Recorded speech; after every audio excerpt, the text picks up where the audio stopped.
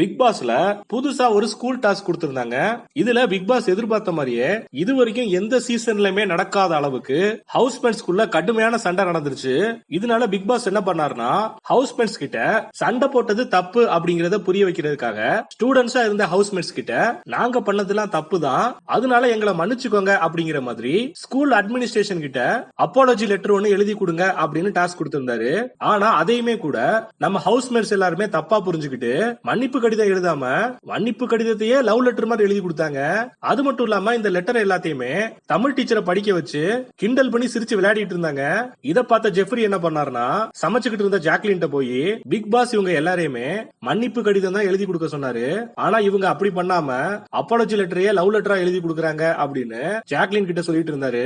அது மட்டும் இல்லாம ஜெஃப்ரி ஹவுஸ்மேட்ஸ் போய் இந்த மாதிரி எல்லாம் லெட்டர் எழுதக்கூடாதுன்னு சொல்லியுமே கூட ஹவுஸ்மேட்ஸ் அதை பத்தி எல்லாம் கண்டுக்காம அவங்க பாட்டுக்கு லவ் லெட்டர் எழுத ஆரம்பிச்சிட்டாங்க. அநேகமா சாட்டர்டே எபிசோட்ல விஜய் சேதுபதி ஹவுஸ்மேட்ஸ் எல்லாம் வச்சு செஞ்சு விடுவான்னு தான் நினைக்கிறேன். நீங்க என்ன நினைக்கிறீங்க அப்படிங்கறத மறக்காம கமெண்ட் செக்ஷன்ல கமெண்ட் பண்ணுங்க.